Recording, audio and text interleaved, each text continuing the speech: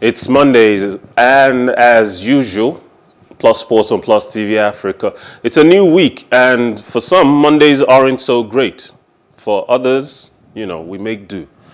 With 20 minutes remaining in Douala, Esteban Obiang snuck in at the far post to convert a flick on and score the game's only goal. Algeria has only 1 point from their first 2 games and will need to overcome Ivory Coast in their last Group E match to go to the last 16. Algeria's unbeaten run came to an end with this setback, ending at 35 matches, too short of Italy's world record set last year. It was Algeria's first defeat since October 2018. Equatorial Guinea reached the Nations Cup semi-finals as host in 2015. But this year, after qualifying for the tournament by right for the first time, it will be remembered as one of their most significant achievements. Algeria were held to a goalless draw by Sierra Leone in their opening match and were once again frustrated in front of goal, this time by a side mostly comprised of players from clubs in the lower leagues in Spain. The group's tightness will make Thursday's final round of games exciting, with the Equatorial Guineans taking on the Leon Stars in Limbe and Algeria taking on the Ivory Coast in Douala. If you had watched this match, you would have realized that Algeria had 2 goals chalked off. But unfortunately, it begs the question, are the defending champions just experiencing lethargy after a successful previous tournament? And in this tournament, they're just not quite up to it. Or is it just bad luck? Those are questions I'm sure a lot of Algerians are trying to figure out for themselves. Meanwhile, the North Africans in general don't seem all to be doing very well. Even the Egyptians only managed to beat their opponent win their last game by 1 goal, which is not much considering they have the almighty Mo Salah. Well, in France, Rennes showed no mercy by hammering a Bordeaux side in crisis, 6-0 in Ligue 1. Martin Terrier's 10th goal of the season opened the scoring before Benjamin Beauregard's free kick made it 2-0 at the break. Bordeaux youngsters Sissoko saw red 5 minutes after the restart, and the home team took full advantage with strikes from Gaëtan Laborde and Adrien Truffert. Substitute Suhesu Giroussi bagged a brace and his first league goals since August to complete the rout as Bordeaux dropped into the relegation zone. Now, I think this might be Bordeaux's season for relegation. It seems to be written in the stars. As you saw there, a lot of team errors and combinations like that have probably been the reasons why they've been shipping a lot of goals this season, finding wins hard to come by. Now, this next story, I think a lot of us have seen it coming for a while. Everton haven't been playing great, and eventually, perhaps by karma. After all, Rafael Benitez has managed Liverpool in the past. Perhaps Everton just wasn't the right fit. Everton have now fired Rafael Benitez after less than 7 months in charge. The Toffees have won 7 of 22 matches under Benitez since his appointment last June, and once in the league since September. The Spaniards' final match was the 2-1 defeat at relegation strugglers Norwich City on Saturday. An update on the permanent replacement will be made in due course, Everton said in a statement on Sunday. Now, I think for a lot of Liverpool fans, this is perhaps good news, even if the manager hasn't really been doing well, and derby rivals, you don't really want them to succeed, but still having a manager that has brought so much success in the past to them is perhaps not what they want to be in charge of a city rival. Benitez, I wonder if Benitez has made a series of missteps in recent years. First of all, taking over Chelsea, that didn't go down well with the Liverpool fans, but he still took on the job, and it brought him at loggerheads with the team legend, the club captain, Terry, at the time. In fact, it was made clear that he was trying to force the club legend out of a club that forever will beloved him. And then he went to Real Madrid. Didn't have a lot of good memories there either. His style of management, his style of coaching, has often in recent times been considered as more defensive, too defensive for teams, big clubs that are trying to do very well at the top of the table. Now, Everton might have been his last chance in the Premier League. And it seems to me like these old managers of great reputation in the Premier League are now falling by the wayside, leaving room for younger managers to really dominate. Mourinho, we saw how he fell out at Manchester United as well as at Tottenham. Perhaps those glory days are long behind these managers. We'll see where Benitez lands next. I'm sure he'll keep fighting for a job he loves. Now, going into the game, West Ham United were in 4th place on 37 points after 21 games, while Leeds United were in 16th place on 19 points from 19 matches. Leeds opened the scoring in the 10th minute with a shot from Jack Harrison. Forshaw supplied the assist. Jared Bowen scored in the 34th minute as West Ham leveled the score. The assist came from Cresswell. Leeds pulled ahead only 3 minutes later in the 37th minute when Jack Harrison scored his second. Pablo Fornals scored the fourth as West Ham equalized in the 52nd minute.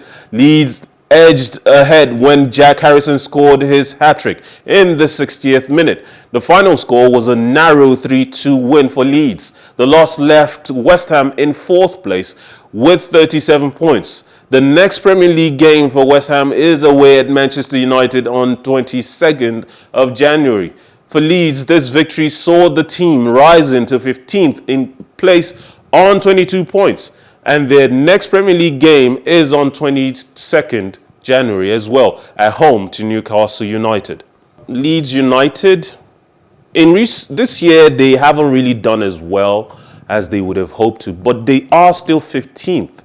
15th is nothing to sneeze at. They're closer to the relegation zone, but it's not like they're expected to win any major trophies or even compete for European places. But they continue to play exciting football. And no matter how hard the game is, they continue to try and score, never letting up. Bielsa doesn't fancy trying to defend and hold on to a 1-goal lead. In fact, in the game, they had a goal chalked off. At 3-2 up, they had a 4th goal chalked off because they kept pressing. And West Ham, who were the ones chasing the game, continued to struggle to retain ball and press forward. Leeds United on the day seemed the better team, but West Ham are 4th. And this season they seem to be proving a true competitor for European spots. Now, tennis superstar Novak Djokovic. However, before we go to that, the Premier League results for the weekend are worth mentioning. I think we have those. Manchester City did exactly what was expected of them, beating Chelsea 1-0. It pains my heart, but Manchester City were worthy of the win. Chelsea never quite got out of their blocks. And Norwich City, a team that is in relegation zone and in desperate need of wins anywhere they can get it, managed to beat Everton and hence forced Everton's board's hands to sack a manager that just wasn't performing.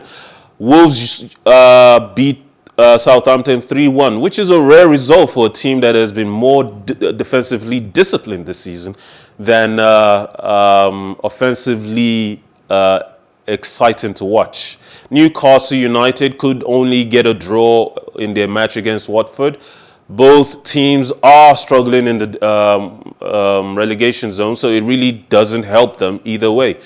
Aston Villa also only managed to get a 2-2 draw with Manchester United, although They were lucky to do so, having only been able to start scoring when Philippe Coutinho, their new loanee, came into the team.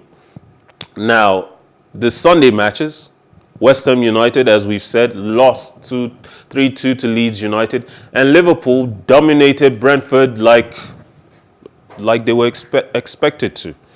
Now, let's move on to tennis, where tennis superstar Novak Djokovic, no Djokovic, and no vaccination either, landed in Dubai in the early hours of Monday, January 17th, after an Australian court upheld the government's decision to cancel his visa, capping days of drama over the country's COVID-19 entry rules and his unvaccinated status.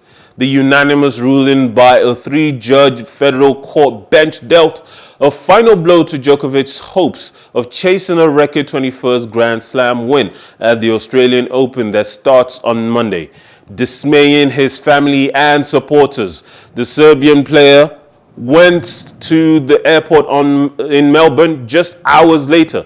Federal agents escorted him and his team from the business lounge to the gate, where he boarded an Emirates flight bound for Dubai. The flight took off shortly before 11 p.m. In a roller coaster ride, the world's top men's player was first detained by immigration authorities on January 6th, ordered released by a court on January 10th, and then detained on Saturday, January 15th, again pending Sunday's court hearing. Now, personally, I feel like this has been one large drama, large display of political authority, political power.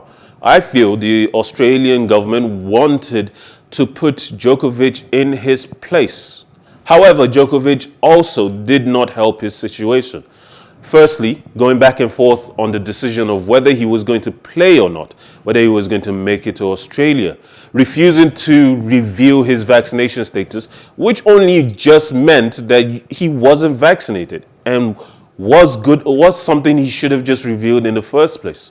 He famously had a party that he held where a bunch of people came and actually contracted COVID-19.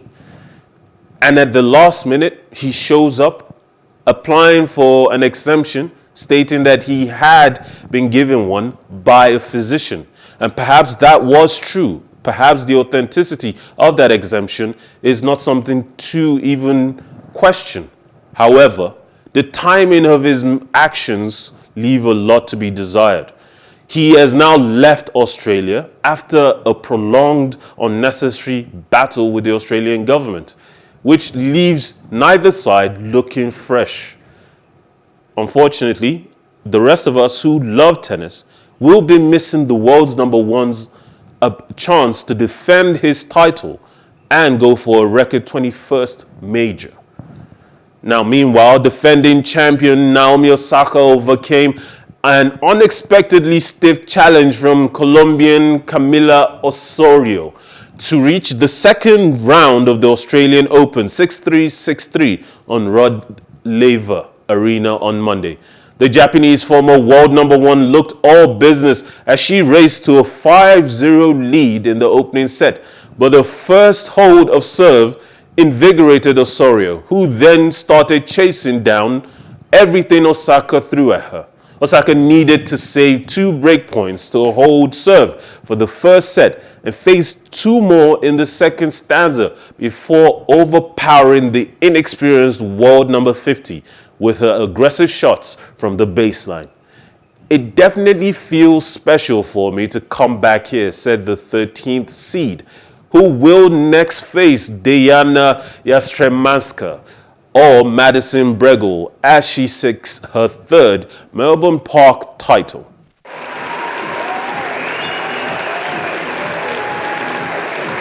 No offense to Osorio, but people love winners, and Naomi Osaka is a lot of people's favorites in this tournament and just in life. 2021 was a struggle for her, but we hope 2022 will get off to a better start than 2021 ended for her. My name is Mikhail Tinubu. You've been watching Plus Sports on Plus TV Africa. We are happy to always have you join us for all your sports news. It's a pleasure having you at home and at work. Remember, life is never boring with some sports. Have a wonderful day.